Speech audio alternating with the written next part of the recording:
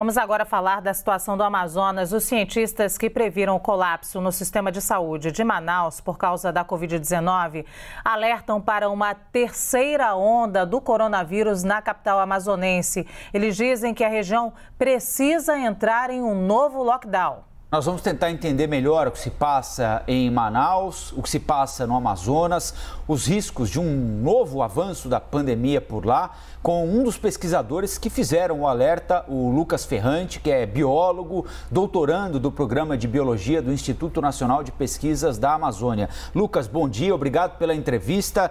Que dados vocês dispõem que indicam que Manaus pode passar por uma terceira onda do novo coronavírus sem nem ter dado conta da segunda e nem da primeira ainda? Bom dia. É importante dizer que a gente usa uma das ferramentas de frente no controle de qualquer pandemia mundial, que são modelos epidemiológicos capazes de prever com muita antecedência o movimento que a pandemia vai realizar. Então, esse modelo, basicamente, ele considera as taxas de mortalidade de Manaus, considera o número de internações e as taxas de transmissibilidade. Nós realizamos um modelo novo, inclusive com a presença dessa nova variante que surgiu aqui em Manaus. Esse modelo, ele indica que essa nova variante não é a responsável pelo colapso de Manaus, mas sim uma taxa grande de reinfecções e também de uma população que ainda não tinha sido grandemente exposta ao coronavírus ainda.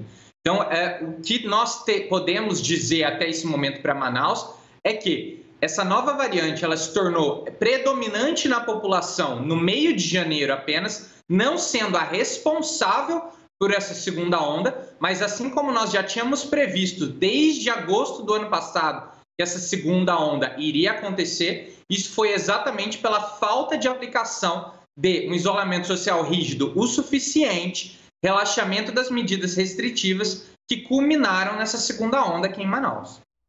Ô Lucas, você fala em prever com antecedência e essa nova variante não é responsável pelo colapso.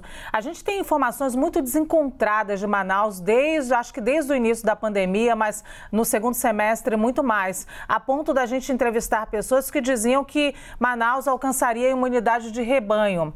De que forma é o diálogo com vocês, com os gestores públicos, para a gente acompanhar essa situação nesse momento em Manaus?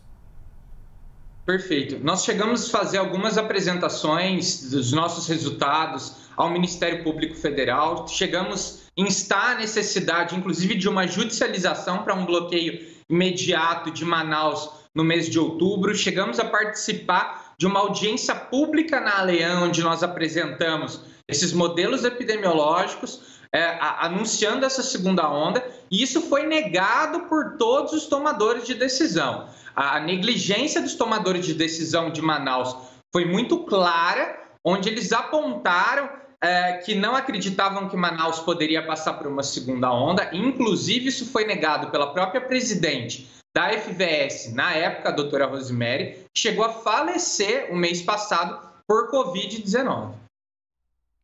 Lucas, na prática, como resolver neste momento, se é que é possível resolver alguma coisa neste momento em Manaus? É lockdown, isolar as pessoas ou alguma outra medida para que a gente não veja mais lugares, até a gente fica muito tocado de dizer isso, mas que a gente não veja mais valas sendo abertas nos cemitérios e que pessoas morram por Covid-19 no estado? Exatamente.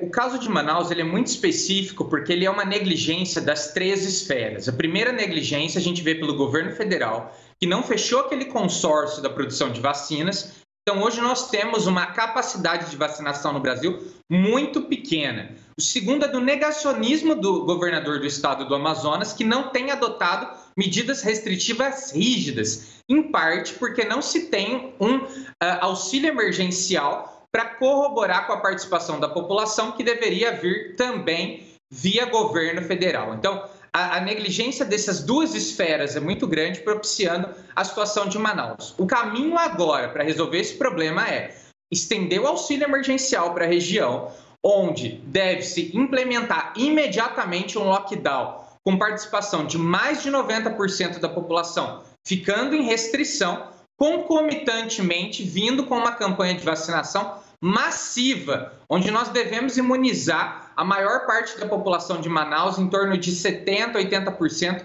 nos próximos 3 meses. Isso é crucial justamente para a gente diminuir essas taxas de transmissão do vírus aqui no estado do Amazonas, pois nossos modelos indicam que essa taxa deve permanecer constante, o que deve, inclusive, propiciar novas mutações e, quem sabe, até uma variante resistente à vacina, tornando Manaus o epicentro mundial do coronavírus e um problema de saúde pública mundial. Então, é extremamente necessário que se resolva o problema de Manaus agora e não se pode ignorar que o problema de Manaus é das esferas federal e estadual juntas, onde existe um negacionismo dos dados que apontam a necessidade desse bloqueio e da necessidade de uma vacinação, e o caso de Manaus é um caso de negligência, inclusive para o oxigênio que foi destinado em Manaus. Nós observamos o governo federal realizando um lobby do oxigênio, onde a melhor estratégia para trazer o oxigênio para Manaus deveria ser uma ação urgente via aérea e uma ação logística via cabotagem, que é muito mais barata. Mas o ministro da Saúde optou por destinar esse oxigênio via BR-319, que é muito mais caro, intransitável, para fazer obra, para fazer lobby de uma promessa de campanha do governo Bolsonaro. Lucas, quais são as condições aí em Manaus, para além dos problemas na administração da pandemia, que você já se referiu aqui, que fazem com que Manaus seja o centro da doença no Brasil?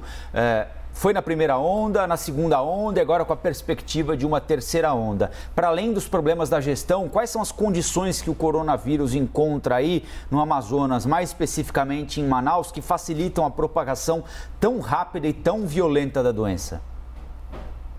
Sim, primeiramente, essas ideias de que Manaus seria o primeiro lugar do mundo a superar a pandemia criou um sentimento de proteção da população. Então, a quebra do isolamento social em Manaus foi muito grande, o que permitiu a maior circulação do vírus, né? Inclusive, esse estudo que foi divulgado ano passado, como mais de 3/4 da população de Manaus de fato tendo contato com o vírus, ajudou a imbuir na população essa sensação de segurança. É importante dizer que esse estudo utilizou dados de doadores de sangue, então é uma amostra enviesada, né? Não foi aplicada as correções adequadas de acordo com a pirâmide etária de Manaus. Então, esses estudos sem cuidados, né, divulgados de maneira sem revisão pelos pares, como foi feito através de um pré-print antes, tem corroborado para que Manaus restringe o isolamento social e dado força para essas teorias, né? É importante dizer que a única certeza que nós temos hoje é da eficácia do isolamento social, de que isso precisa ser implementado em Manaus